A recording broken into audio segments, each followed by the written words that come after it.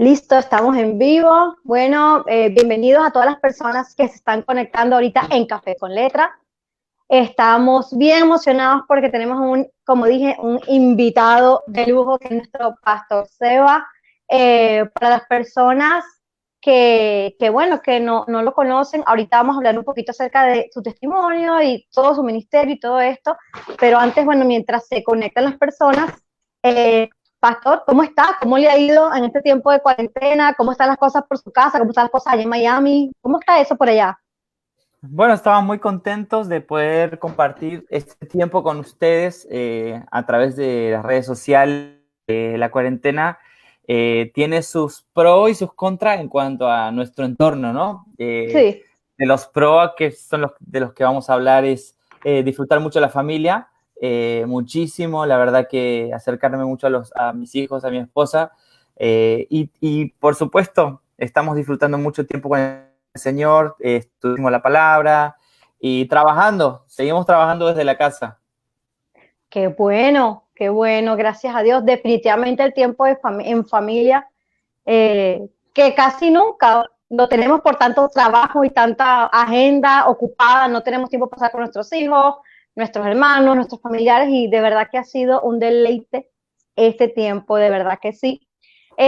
Pastor Sebas, para las personas que quizás no estén familiarizados con todo lo que es su ministerio, su testimonio, en unos minutitos, ¿qué nos pudiese decir acerca de usted, acerca de su historia de vida? Bueno, en unos minutos podría decir que realmente respondí al llamado del Señor hace ya 2 años. No tenía nunca pensado haber, bueno, en realidad sí lo sospechaba, ¿no? Y otro día hablaba con alguien acerca de lo que es el llamado del Señor y alguien me preguntaba el llamado pastoral. Y yo le decía que en realidad uno responde al llamado, no al llamado pastoral en sí o al llamado ministerial en sí. Uno responde al llamado de conocer al Señor, de querer conocer más al Señor, de querer vivir para Él, ¿no? Yo no le dije a un pastorado, yo le dije que sí a la voz de Dios que me llamaba a proclamar el Evangelio y a conocer el Evangelio. Eso fue hace 2 años, pero toda mi vida fue en un lugar cristiano. Nací en una casa con un pastor. Mi papá es pastor desde que nací, así que eh, digamos que estuve en camino a Damasco hasta que hace 2 años me interrumpió el Señor en la mitad de camino Wow, y aquí estoy. qué bueno, bueno, gracias a Dios. Sí, habíamos conocido un poco de su trasfondo con todo lo que es su hermano Juan, que es un deleite verlo y ver sus videos, y siempre veíamos la participación que ustedes como hermanos tenían con Juan, el apoyo que tienen con su ministerio. Siempre los hemos visto como una familia unida, y qué bueno que tus hermanos ahora te apoyan en esto del ministerio pastoral, que nos parece maravilloso. La familia de verdad que es el motor para Ujú. avanzar en esto del llamado que Dios nos ha hecho. Y bueno, antes de entrar en materia, le quiero hacer una pregunta rompehielo que siempre hago con todas las personas con quien yo me conecto. Una preguntita que no tiene que ver con el tema, o quizás sí, como usted quiera verlo. Si Sebastián Ujú. pudiese tener la oportunidad de viajar en el tiempo e ir al pasado, cosa que obviamente no sucede, pero tuviese la oportunidad de ir al pasado y decirle algo al Sebastián de 16 años, Mm. ¿qué le dirías?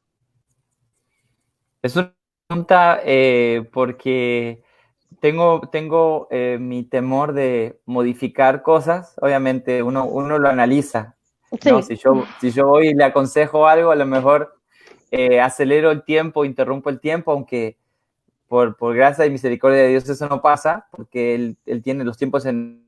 Pero siendo un poquito creativo y pensando, yo creo que le diría a Sebastián, no pierdas tanto tiempo, no dejes que el gallo cante tantas veces. A Pablo le tomó 3 cantos del gallo, procura que sea el primero. Eso es lo que le diría. definitivamente es algo que también le diría a la Mayo del pasado: no permitas que el gallo cante 3 veces o más. Ujú. Bueno, hay muchas personas conectándose: Miriam, Alejandra, David Speed, Dina, diciendo bendiciones, y bueno, aquí tenemos apoyo total. Y bueno, nada, entremos en materia. Pastor Seba, ¿qué es para usted lo que de verdad importa? ¿Qué es el nombre de esta serie? Y si yo le preguntara a usted, ¿qué es lo que de verdad importa ahorita en este tiempo? ¿Qué me diría usted? Lo que ha importado durante toda la historia, lo que Dios sabe que importa a la humanidad, lo que Dios conoce, que nosotros no conocemos, y lo que Él ha querido que nos importe, y es simplemente conocerlo. La Biblia toda entera está en nuestras manos con el propósito de conocer a Dios, ¿no? Hay personas que se preocupan por tantas cosas y por progresar en su vida, pero le dedican muy poco tiempo al conocimiento de Dios. De hecho, resumen el aprendizaje de Dios en una hora de iglesia o en 2 horas de iglesia, cuando realmente la palabra de Dios dice, quiero que me conozcan. Y Jesús dijo, y esta es la vida eterna, que te conozcan a ti, ¿no? En conocerle, en aprender, creo que importa. Obviamente hay muchas cosas que hacer, como ser papá, ser mamá, dedicarnos a progresar en cuanto a lo económico, sí, pero lo más importante acá tiene que ver en el conocimiento de Dios, en el conocimiento de para qué estamos aquí. Hay mucha gente que necesita escuchar el mensaje del Evangelio y nosotros lo ponemos como último en nuestra lista o como un cumplir, ¿no? Yo cumplo, yo voy a la iglesia, yo más o menos tengo la vida eterna ya lista, pero creo que comenzando con esta serie, que es muy buena el tema, vamos a hablar de qué es lo que realmente importa. Bueno, hoy el Sebastián no de 16 años, el Sebastián de 38 años te dice, importa conocer más al Señor, importa estudiar más su palabra, importa más proclamar más el Evangelio.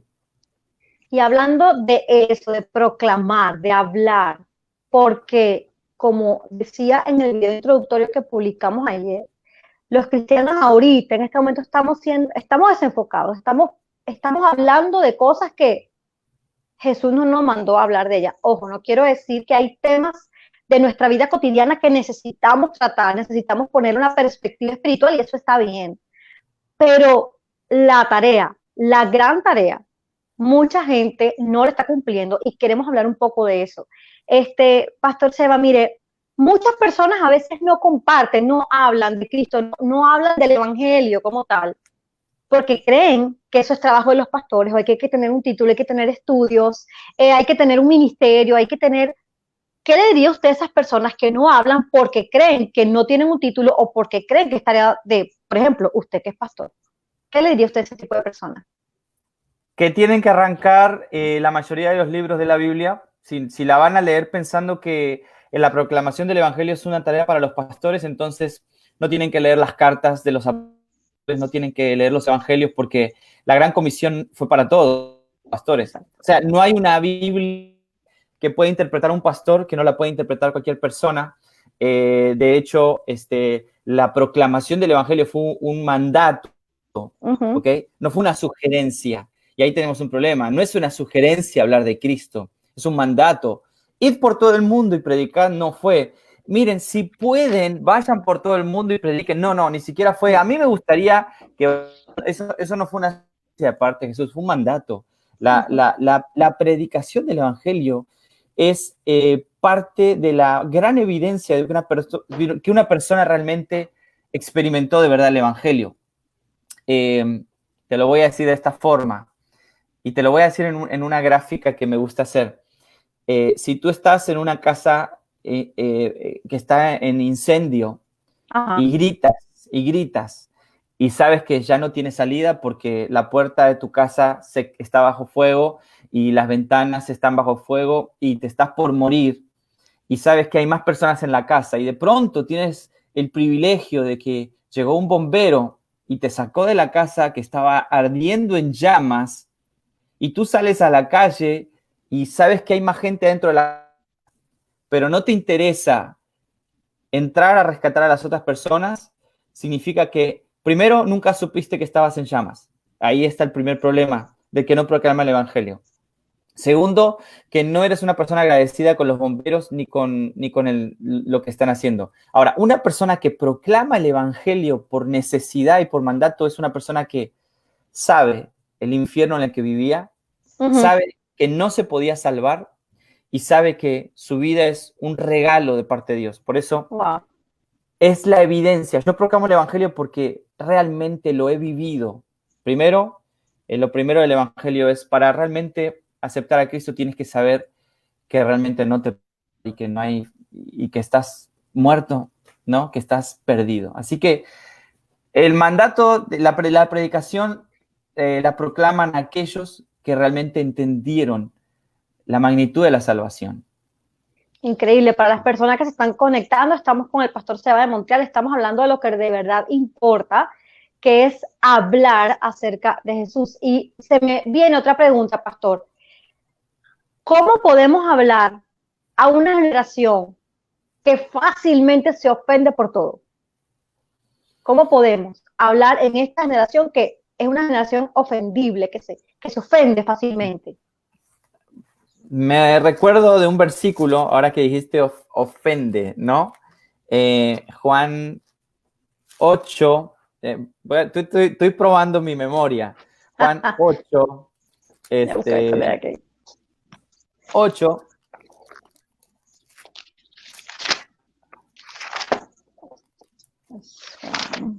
Ok, no. Juan 6, acá lo tengo.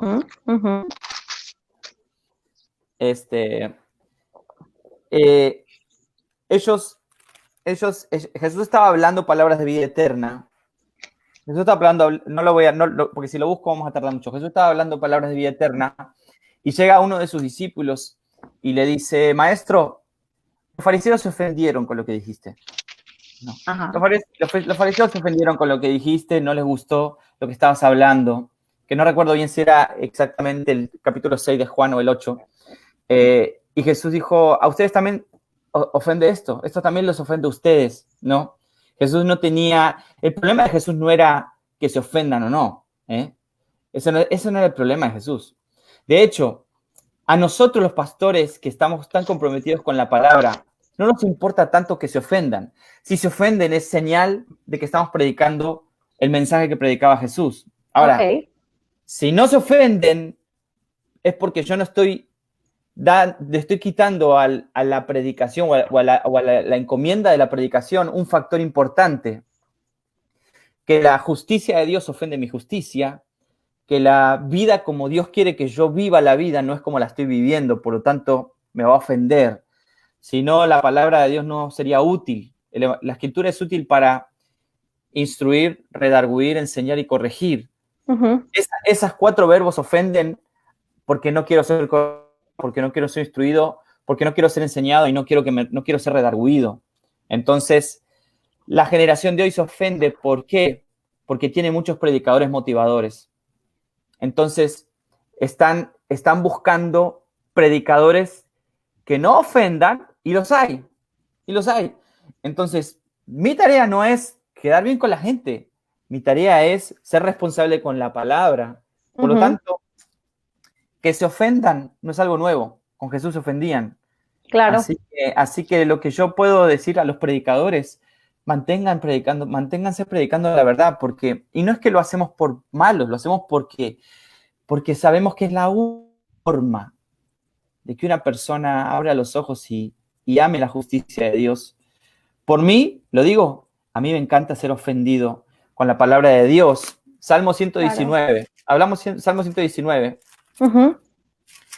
Salmo 119, el salmista dice estas palabras. Versículo 5. Ojalá fuesen ordenados mis caminos. ¿Qué está diciendo?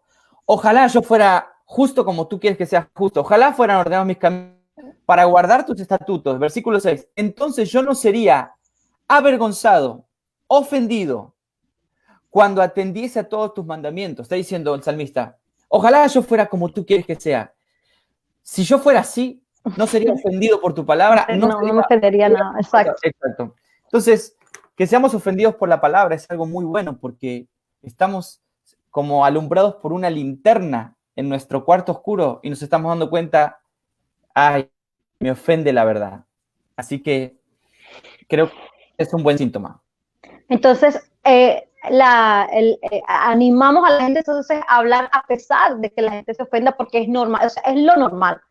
Es lo que debemos esperar, que la gente se ofenda con el mensaje o que y si no se ofende, por lo menos que necesiten ser transformados, la necesidad de ser transformados en algún área de su vida que está penetrando con esa palabra. Ahora bien, hay varios métodos, formas, posturas sobre cómo hablar. Si tú te metes en internet, te metes en YouTube o vas a un seminario de evangelismo, te dicen que sí, 4 leyes espirituales o no, solamente usa tu testimonio para que sea más amigable o no, usa solamente la palabra. Para el pastor Seba, ¿cuál pudiese ser un método para comenzar a hablar sin miedo sobre lo que Dios quiere que nosotros hablemos? El mejor método es la seguridad en la palabra, porque si nosotros leemos un poquito la Biblia y queremos ir a predicar, vamos a tener problemas de confianza, ¿no? De confianza.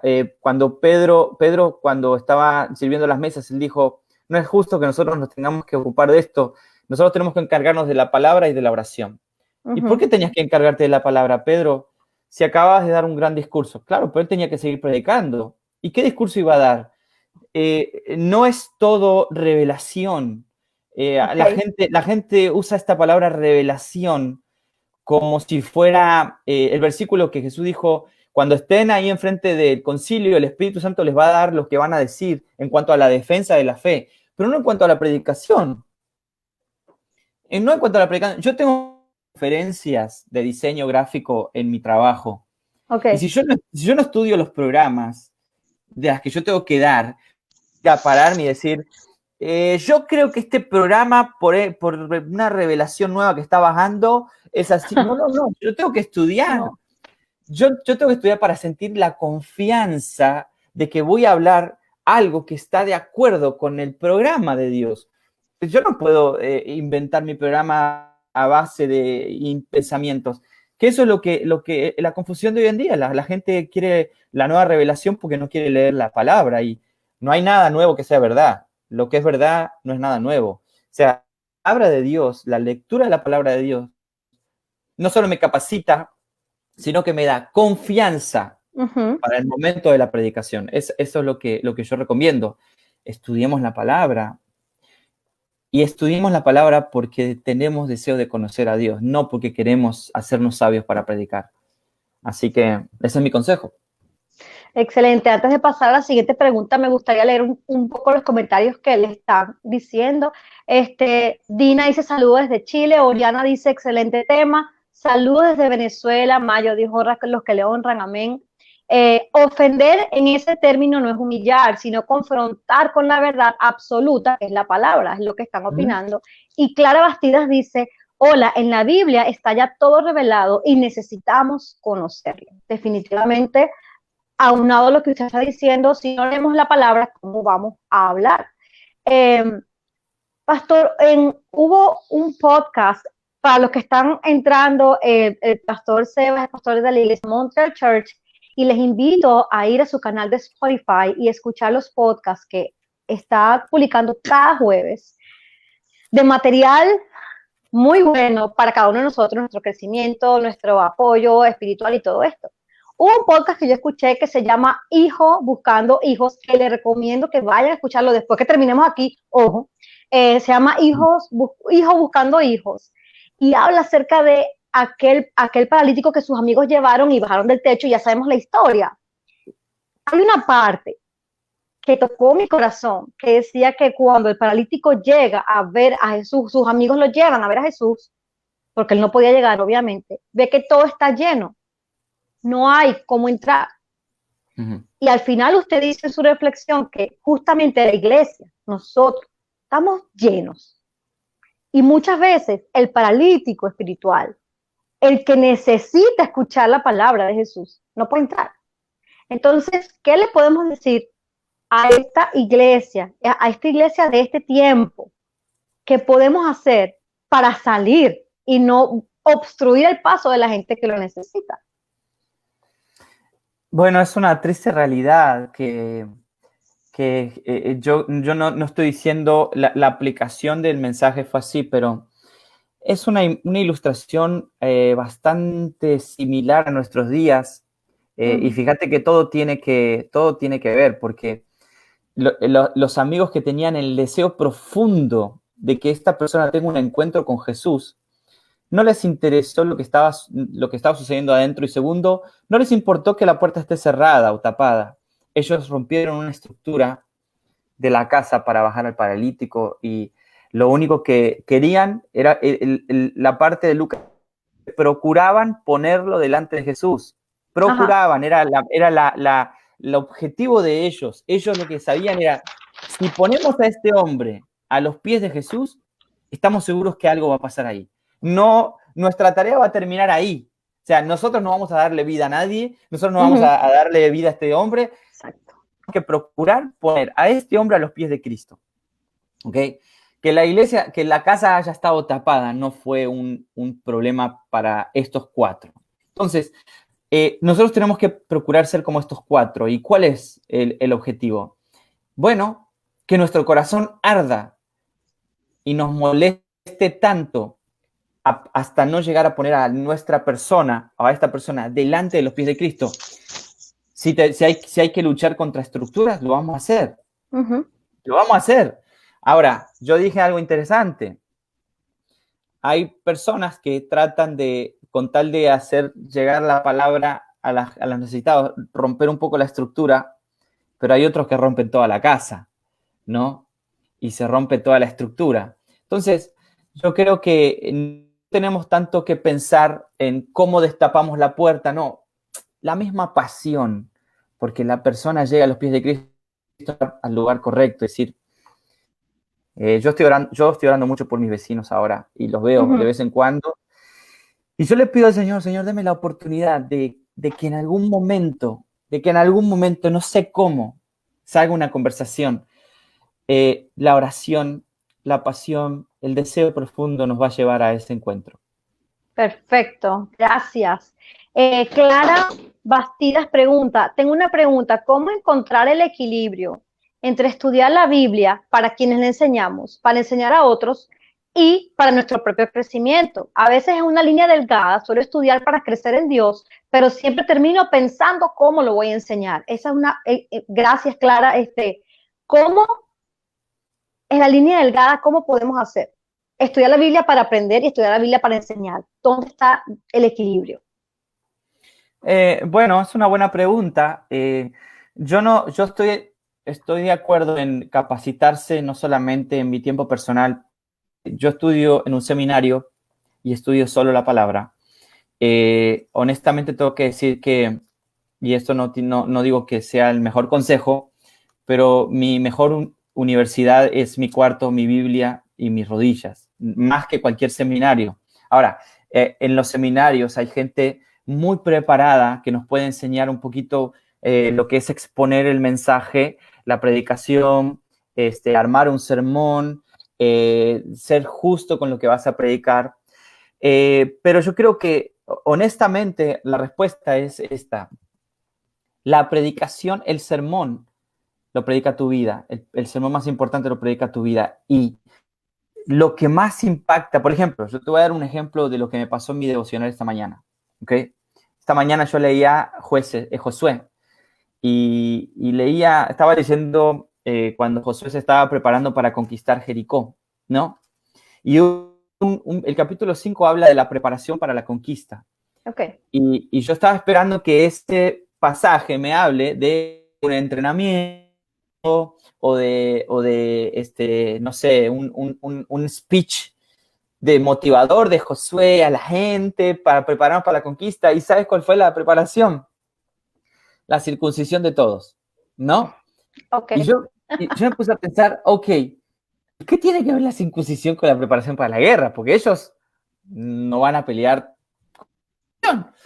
Entonces me di cuenta que Dios quería que ellos supieran que eran diferentes y que eran apartados, ¿no? O sea, a la Wow. hora de conquistar, y esto tiene que ver con mi devocional, ¿no? Pero si Dios a mí me va a conquistar un pueblo pagano que tiene dioses ajenos, que tiene un sistema del mundo muy fuerte, que puede contaminarme, Dios lo que más va a querer es que yo siempre recuerde que soy distinto, que yo no me puedo mezclar con ellos y que voy a ver riquezas y que voy a ver cosas atractivas a mis ojos, pero a la hora de la hora yo tengo una marca, soy de Dios, soy apartado para Dios. Y me impactó y tengo deseos de predicar, pero ese mensaje, ese devocional, me pegó tan duro a mí, me hizo saber que soy tan distinto a los ojos de Dios y la gente tiene que saberlo. O sea, la circuncisión era una marca, una señal no solamente para el judío, sino para que todos los pueblos vean, y lo voy a decir con respeto, y si en algún momento pensaba en tener relaciones con alguien de otro pueblo, en el momento de tener relaciones, la mujer de otro pueblo iba a decir, esa marca, o sea, yo cuando estoy a punto de concebir mi pecado, tengo que ver la marca y decir, yo no soy para esto, no nací para esto. Yo tengo una marca que soy de Dios. Entonces, Amén. ¿por qué cuento esto? Porque ¿cómo yo voy a predicar este mensaje? La mejor manera de predicarlo es entenderlo y ser investido por el mensaje. Es decir, me pegó tan duro este mensaje que en el momento de predicarlo lo voy a predicar con la intensidad con la que me tocó a mí. Exacto. Hay escuelas que nos enseñan cómo predicar o hay dos formas de preparar un sermón, pero yo tengo que ser impactado primero por el estudio personal y no tengas dudas que lo vas a saber predicar, porque lo vas a predicar con tu experiencia. Muy bien, muchas gracias. Seguimos leyendo comentarios. Miriam Martínez dice, me encanta este pastor joven y con sabiduría. Patricia dice, es de bendición. Zulay Lozada dice, saludos desde Venezuela. Mónica está conectada desde Carolina del Norte. Y Saludos a todos. Miriam dice, hoy en día vemos pastores que la Biblia la moldan o la adaptan a la necesidad de su congregación.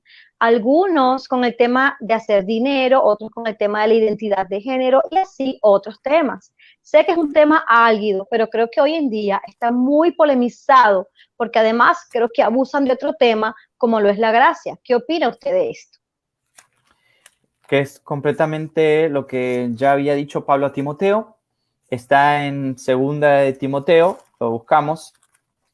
Segunda de Timoteo 4, y es un versículo que creo que se está convirtiendo en un himno en mi vida porque 2020 y está a la luz de los ojos, no solamente a la luz de la Escritura, a la luz de los ojos lo podemos ver. Vendrá el tiempo cuando no sufrirán la sana doctrina, ¿no?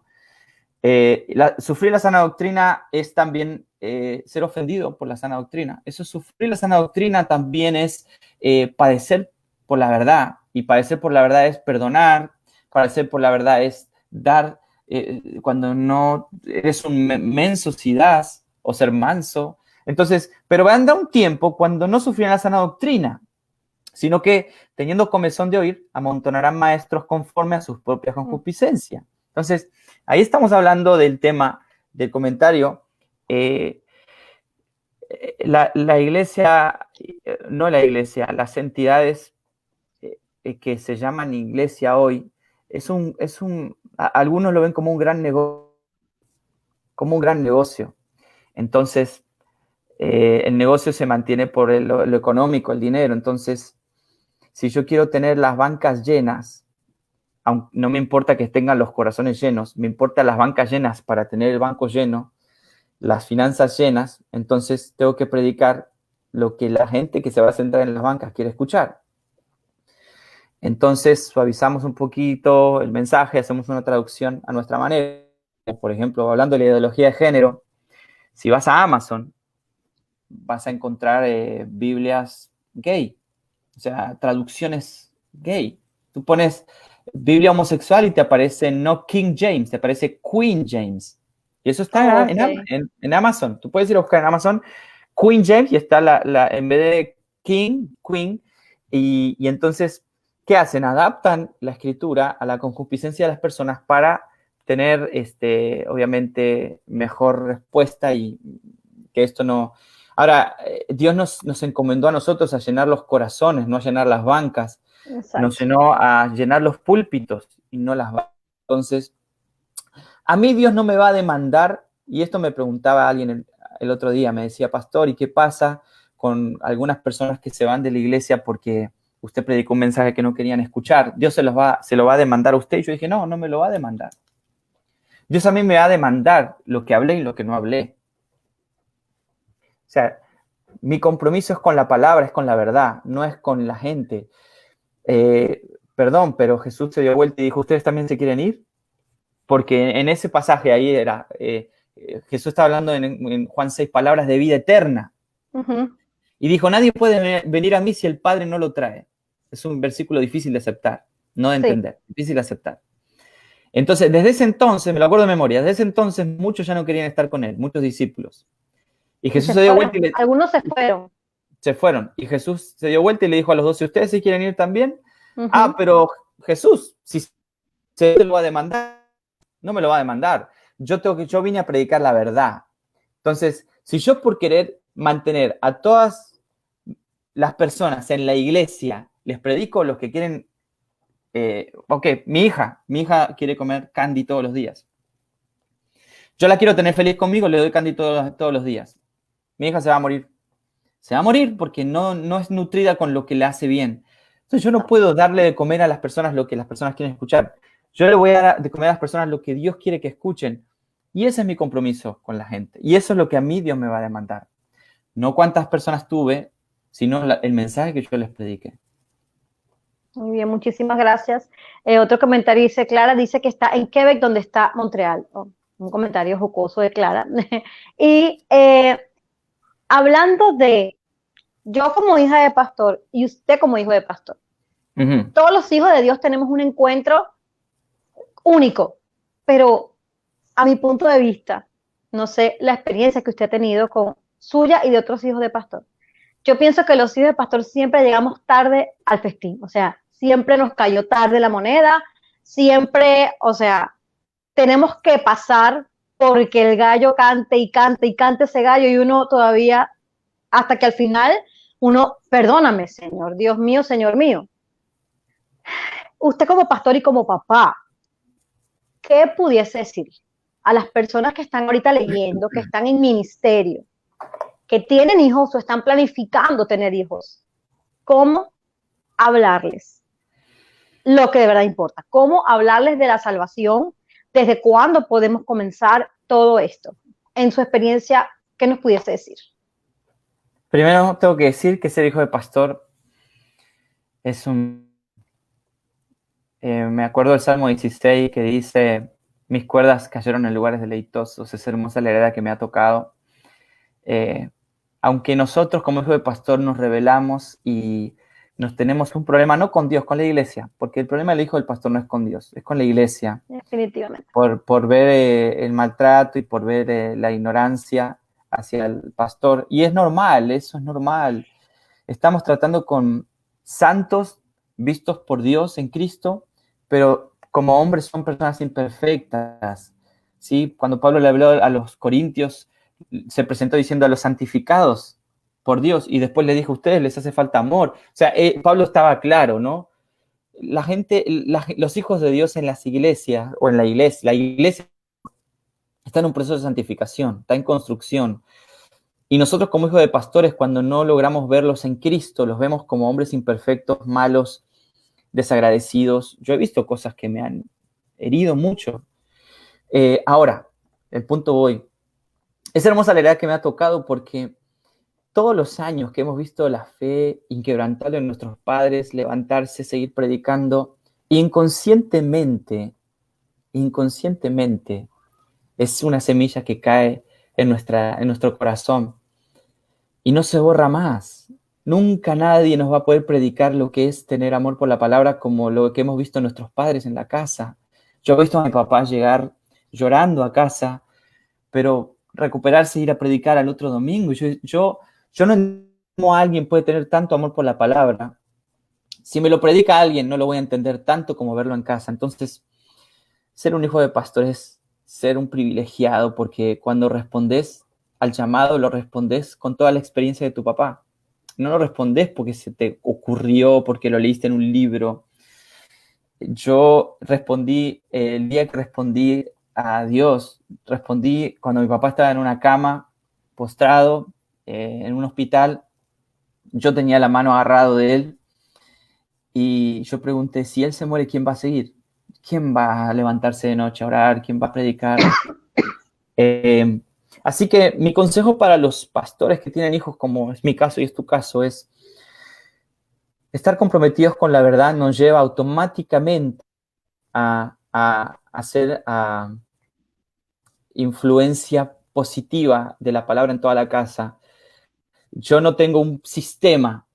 Mi hija tiene 5 años y ella no duraría ni siquiera 5 minutos en una predicación mía porque no tiene una concentración tal, pero me ve orar, me ve leer, viene, se sienta al lado mío acá en mi cuarto, oramos en la noche, ella mira al cielo y sabe que Dios está ahí. Entonces, hijo de pastor, si nosotros estamos comprometidos con la verdad, eso también es una gran formación. Así que... Definitivamente, claro que sí. ¿Alguna vez se ha topado con una persona en la que usted ha querido hablarle de Jesús, de la salvación, del Evangelio? Y esta persona tiene filosofías y cree que tiene la verdad absoluta. O sea, yo creo en esto y tengo la verdad y tu verdad no sé, no me cuadra. ¿Cómo pudiésemos hablar con ese tipo de personas que piensan que su filosofía es la verdad absoluta? Eh, tirar la semilla correcta. Okay. Jesús también se cruzó con esas personas y no las convenció. No las convenció, pero Jesús dijo, la semilla que han recibido es la que los va a juzgar en el día final. ¿Ok? Eso es lo que dijo Jesús. Ahora, si yo a la persona que tiene una filosofía, porque me topo con las personas así muy, muy seguido y me he topado últimamente, que tiene una filosofía diferente, gente con mucho respeto, que está empecinada con el tema de la ideología de género. Y les tengo mucha compasión y misericordia y mi oración está con ellos. Creo que la oración es el arma, la palabra, cuando Pedro dijo nos tenemos que ocupar de la oración y la palabra, no lo dijo improvisadamente. La oración hace lo que la palabra no hace y la palabra hace lo que la oración no hace. La oración del justo puede mucho en cuanto al evangelio. Pablo decía a los colosenses, les dijo, yo les pido que oren para que se me abran las puertas de la predicación. Pablo, si Dios te encomendó, ¿cómo Dios no te va a abrir las puertas? No entiendo, Dios te manda a predicar y no te abre las puertas. ¿Acaso tenemos que orar para que se te abran las puertas? Sí, sí, porque Dios ha determinado que la oración sea parte fundamental de la iglesia. Por más que Dios quiera reconciliar al mundo consigo mismo, porque la Biblia dice que Dios quiere reconciliar al mundo consigo mismo, la oración es una herramienta y un arma que Dios ha determinado que sea parte de la iglesia para que Él pueda obrar. Okay, así lo ha determinado. Entonces, lo importante cuando tenemos una persona así es decirle la verdad, aunque la rechace. No que el día cuando venga un...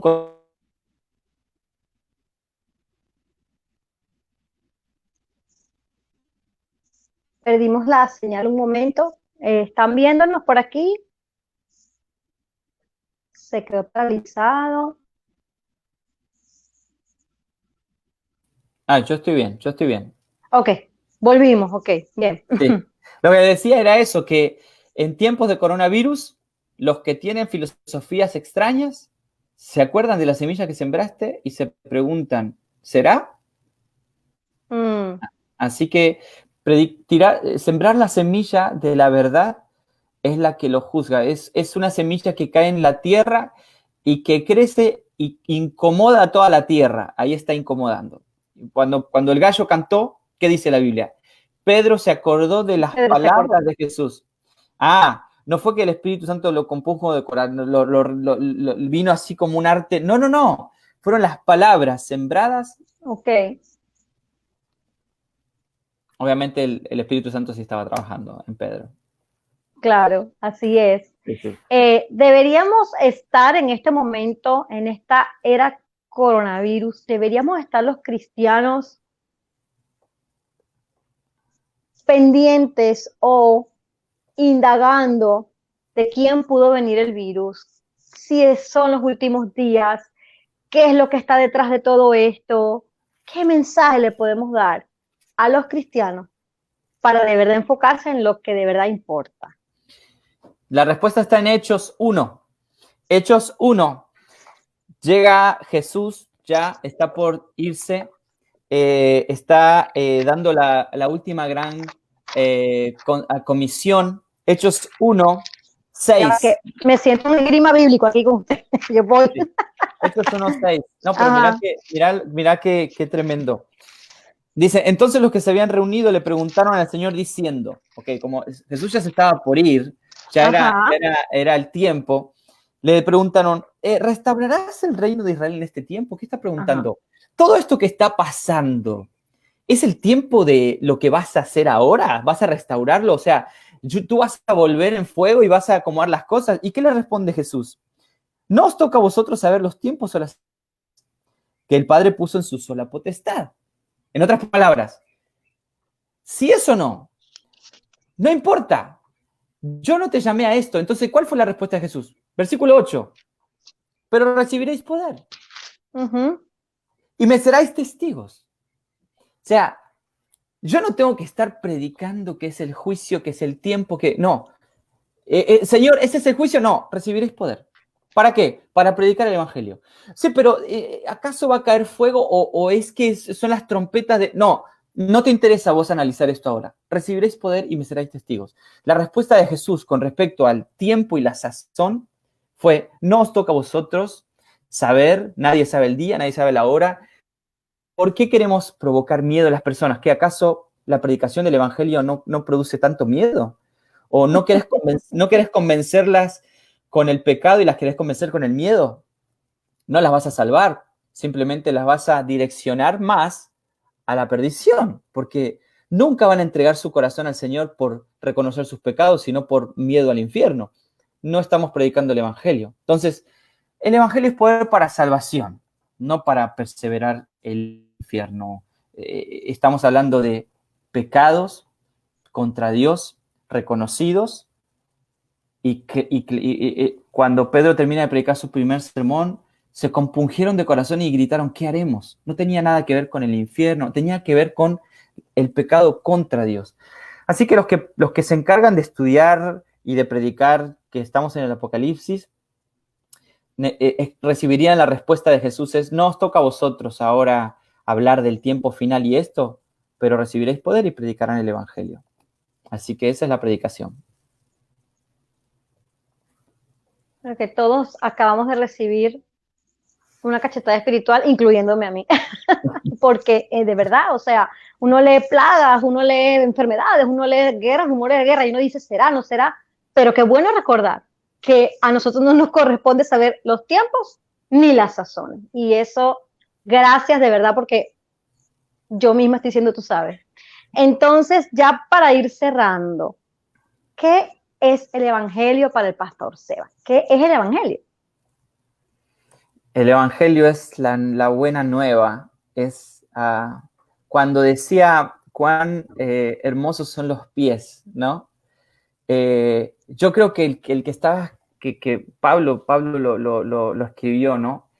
El que fue inspirado por el Espíritu para escribir eso, el corazón le saltaba del pecho porque realmente la buena noticia del Evangelio es la única noticia que vale la pena en toda la vida. O sea, yo he recibido noticias como el día que mi esposa me dijo que voy a ser papá, o el día que mi esposa me dijo sí, acepto, o el día que en el altar mi esposa dijo para toda la vida, no sé, el día que me dijeron que me iban a subir el salario. Todas son buenas noticias, pero el día que me di cuenta que Dios se había dispuesto a perdonar todos mis pecados, el día que cantaron los ángeles, gloria a Dios en las alturas y en la tierra paz. En la tierra paz significa que Dios inclinó los cielos y dijo que voy a hacer paz con ustedes por medio de Cristo. La noticia, la Wow. buena nueva del Evangelio es la mejor noticia que pudo haber escuchado en mis oídos, por la que vivo todos los días. Quiero realmente sacarle todas las propiedades de la nueva. Es como si estuviéramos comiendo una comida y algunos se conforman solamente con el aperitivo y no les interesa si está condimentado. Y no, yo quiero descubrir completamente la magnitud de la buena noticia. Para mí, el Evangelio es la mejor noticia que he recibido en toda mi vida y será así.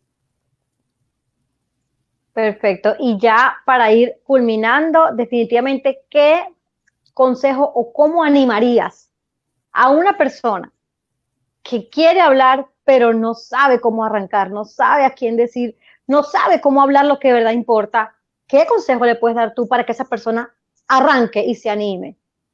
Primero que yo hace 2 años estaba igual. Hace 2 años yo no tenía idea. Yo preparaba mis sermones viendo prédicas de Danilo Montero o de Dante Gebel. Los imitaba, se me ocurría, no tenía idea y era que me faltaba entender lo que es nueva. Así que mi consejo para las personas que están empezando a sentir el deseo de predicar, primero analiza por qué quieres predicar. ¿Quieres predicar porque quieres verte como un predicador importante? ¿O quieres predicar porque no aguantas el deseo de hablar de tu Padre y decir qué maravillosa es la buena nueva del Evangelio? Porque si es así, no te preocupes, que el mismo deseo por estudiar la palabra te va a llevar a hablar, ya sea con tu experiencia. Cuando Pablo predicaba, ¿cuál era el sermón de Pablo? Él decía, yo fui perseguidor de la iglesia, yo los hice blasfemar. O sea, Pablo predicaba con su experiencia. Él usaba, obviamente, la palabra de Dios, la escritura, por decir así, pero la pasión por la predicación nace de tu experiencia con Dios y obviamente capacitarnos es el consejo que te puedo dar. Lee la palabra, estúdiala, ámala. Y bueno, y dejar que el Espíritu Santo también haga la obra en la persona, tanto en ti como en la persona a quien tú le vas Por a hablar. supuesto. Bueno, Pastor Seba, encantada de tenerlo, me encantaría que, o sea, hay tantas cosas de las que pudiésemos hablar aquí, pero el tiempo apremia. Y le quiero dar muchísimas gracias por aceptar esta invitación. Espero que sean muchas más las que podamos tener para conversar de diferentes cosas. ¿Dónde lo podemos conseguir en las redes sociales, Pastor Seba? Estoy en Spotify como Montreal Podcast. Ahí semanalmente estoy tratando de subir un podcast y estoy en Instagram. Bueno, tenemos la iglesia en Facebook, que es Montreal Church, pero en Instagram estoy como Pastor Seba de Montreal. Así que por ahí es prácticamente el único medio por el cual estoy compartiendo personalmente. Así que... Ok, y ya una pregunta que no tiene nada que ver con el tema que estamos tratando, que creo que lo abarcamos bastante. Cuénteme algo. Esa pared, ¿cómo comenzó usted con la pared? Todos los que siguen al pastor Seba en Instagram saben que tiene una pared donde dice Jesús y le va colocando cosas sobre él, nombres de él, no sé, o sea, cuénteme cómo comenzó el proyecto de la pared, porque yo no puedo despedirme sin saber sobre la pared, por favor. Bueno, la pared es el resultado del amor que tengo por la palabra, porque como digo siempre, cuando vamos a leer la Biblia, la leemos porque queremos conocer. Y fue el primer tema que tocamos hoy. El propósito de la vida es lo que importa, es conocer a Dios. Ahora, cuando comencé a leer de Juan, yo le pedí, Señor, yo quiero conocerte porque quiero adorarte mejor, ¿no? Me acuerdo el chiste de Caperucita Roja, pero no viene al caso. Pero yo quiero adorarte mejor. Porque aunque no lo creas, tu adoración es mejor a medida que conoces más a la persona. Porque si tú cantas el verbo se hizo carne y no entiendes la profundidad de esa verdad, quizás no es importante para ti. Y cuando comencé a leer acerca de Jesús, tengo dos paredes, pero esta pared comencé a anotar en el Evangelio de Juan, Jesús, Salvador, y empecé a hacer marcas en la Biblia, marcas en la computadora y marcas en la pared. Y comencé a escribir la pared, no se ve bien ahí. Déjenme ver si puedo Pero prender. ahí se reconoce para quienes la hemos visto la gran pared. Quiero una pared igual. Sí, entonces Increíble. cuando comencé a escribir cada faceta de su personalidad en la tierra, ¿no? Su humanidad, me empecé a asombrar y empecé a maravillarme de toda su renuncia y de su persona también. Y comencé a escribir cada cosa que encuentro en la Biblia, ya sea en los Salmos o en los Evangelios, lo voy agregando. Si es un nombre nuevo o una faceta nueva, la agrego con su versículo. Así que me encanta porque cuando tengo tiempo de oración, la leo. Cuando tengo tiempo de adoración, la leo. Y obviamente tengo en la computadora tengo un documento completo que he hecho de Jesús. Así que cuando voy a predicar, tengo un montón de recursos para agregarle a mi predicación. Excelente, muchísimas gracias. Bueno, Pastor Seba, encantada de que hayamos compartido este tiempo. Y bueno, nada, a comenzar a hablar lo que de verdad importa. Saludos a su familia y bueno, esperamos vernos en una próxima oportunidad. Y gracias a todos los que se conectaron. Dios los bendiga mucho. Bye, No, bye. es un honor. Saludos.